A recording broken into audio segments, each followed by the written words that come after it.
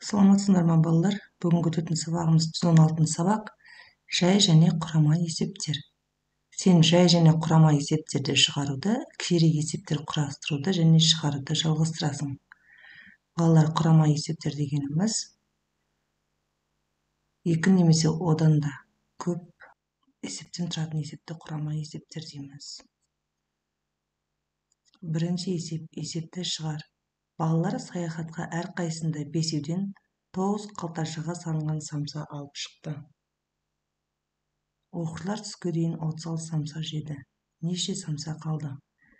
Болды, әрқайсында бесеуден 9, диğerінде 36 самса, қанша самса қалды дейді. Шешуі.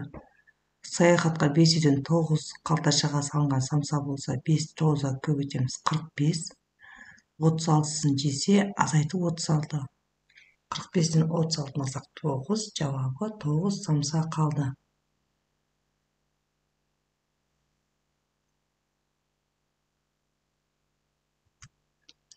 Екінші тапсырмада. Бірінші тапсырмадағы есепке бір кері есеп құрастыр және оны шығар.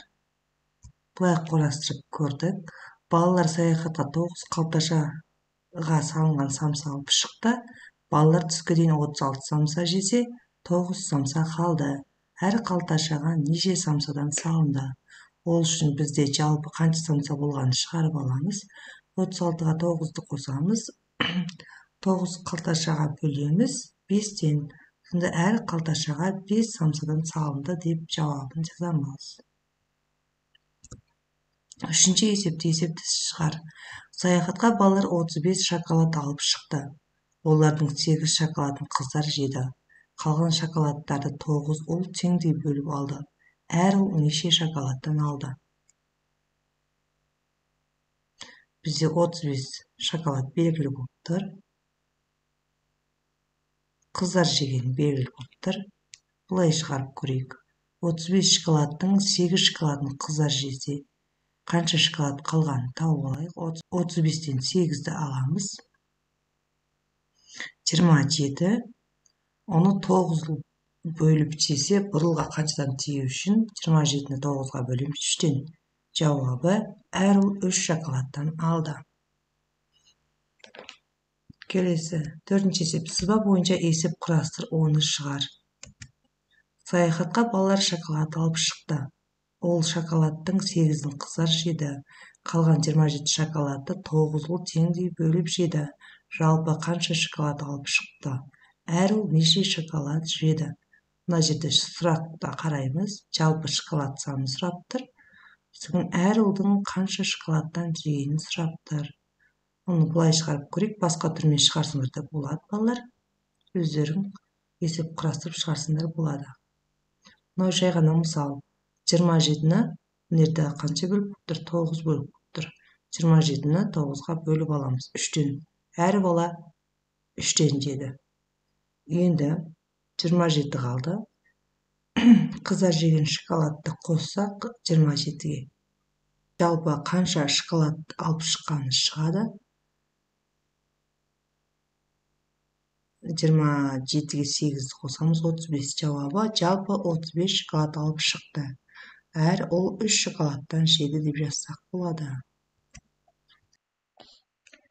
Бесінші есепті теңдеу құрып шығар. Теңіз жағасында 18 қайық және одан 2 есе кеме болды. Теңіз жағасында неше кеме болды? Бізге теңдеу құрып шығар дегендіктен бізде теңдеу құру үшін белгісіз сан болу керек. Біз белгісіз санды 2-ге көбейтіп, тең 18. 18-ді 2-ге бөлсек 9-дан белгісіз санымызды 9 деп шығарсақ болады. Яғни теңіз жағасында 9 кеме болды деп шығарсақ болады. Алтыншы есеп. Буындарының ұзындығы 2 см, 4 см және 3 см тең сынықсыз. Сынық сызықсыз. Ұзындығы осы сынық сызықтың ұзындығына тең кесіндісіз дейді. Біз 2 см деп алайық. Мұнан 3 см деп алайық. Мұнан 4 см деп алайық. Болмаса керісінше 2 см, мұнан 4 қып, мұнан 3 қып алсақ болады. Ретімен, қатармен. Енді бұны қосамыз. 2-ге 4-ді қоссақ 6, 6-ға 3-ді қоссақ 9. Яғни мына астына кесінді деп 9 см кесінді сызуымызға болады.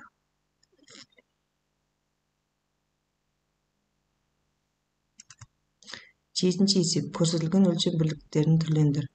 2 дециметр 6 сантиметріміз 26 сантиметр болады. 3 метр 3 дециметріміз 53 дециметр болады. 86 дециметрімізде 8 метр 6 дециметр. 20 сантиметрде 2 дециметр болады.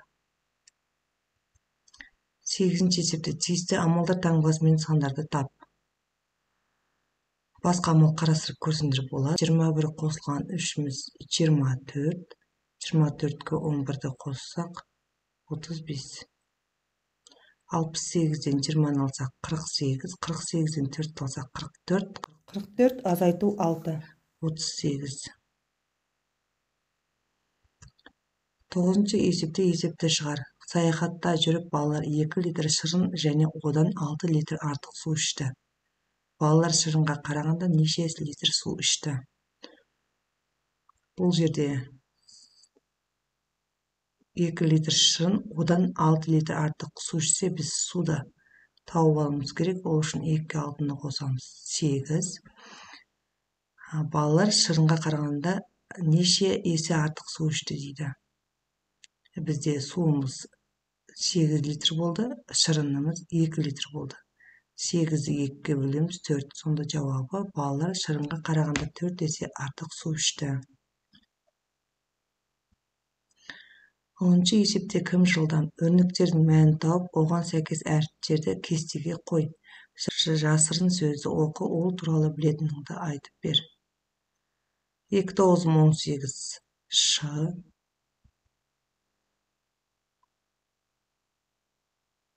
2 7 14 А. 8-ді 4-ке бөлсем 2 Р. 3-ті 3-ке бөлсем 9 А. 3-ті 1-ге бөлсем 3. Сонда бізде шарын деген сөз шығады екен. Балалар, осымен бүгінгі сабағымыз аяқталды. Келесі сабақта кездескенше.